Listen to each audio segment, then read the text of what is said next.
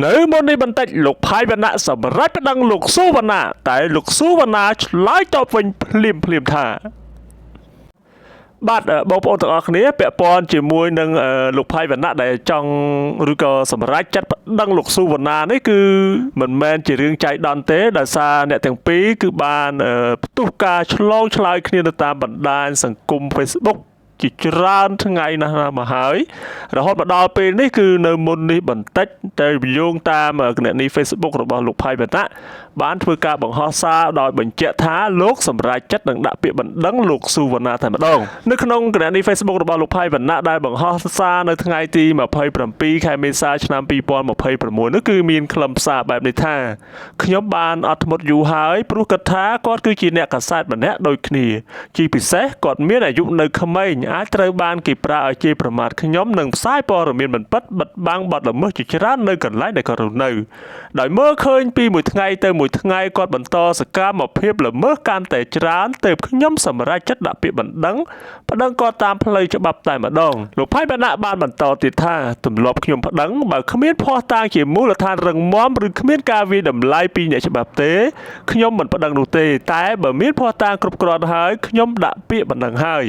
ប្រទេសមានច្បាប់គ្រួសារមានវិន័យបុគ្គលណាប្រព្រឹត្តល្មើសច្បាប់បុគ្គលណាកាងបទល្មើសបិទបាំងបទល្មើសភូតផលមហាជនសុទ្ធតែជាទង្វើមិនអាចអត់ឱនឲ្យបានជាចុងក្រោយលោកផៃវណ្ណៈបានបន្តសំណេរថា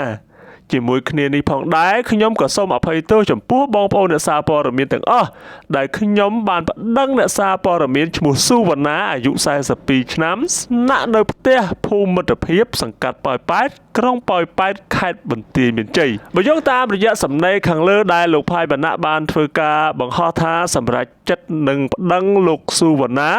ធ្វើឲ្យមហាជនដែលជាអ្នកលេង Facebook បានបញ្ចេញមតិគ្រប់គ្នាថាគាំទ្រដាក់ទៅលោកពូទន្ទឹមនឹងគ្នានោះផងដែរស្រាប់តែលោកស៊ូវណ្ណាឯនោះវិញលោកក៏បានធ្វើការ share ផុសដែលលោកផាយវណ្ណៈបានបង្ហោះរួចបានអមដោយសំណេរដែលមានខ្លឹមសារខ្លីតែខ្លឹមដែលមានន័យបែបនេះថាពិតជាអន់ដោយការគិតមែនរិះគន់ជេរប្រមាថគេសុទ្ធតែគេជាចោរជាដែនដល់តែគេរិះគន់តបតទៅវិញមកប្តឹងគេអាណាលេងចឹងទេនេះគឺជាសំណេរដែលលោកស៊ូវណ្ណាបានធ្វើការបង្ហោះអមដោយការ share ផុសរបស់លោកផាយវណ្ណៈនៅថ្ងៃទី27ខែមេសាឆ្នាំ2026ដូចគ្នានឹងដែរតើបុគ្គលទាំងពីរនាក់នេះរឿងរ៉ាវរបស់គាត់នឹងទៅជាយ៉ាងណាយើងរងចាំតាមដានទាំងអស់គ្នាថាតើអ្នកណាខុសអ្នកណាត្រូវឲ្យពិតប្រាកដសូមអរគុណ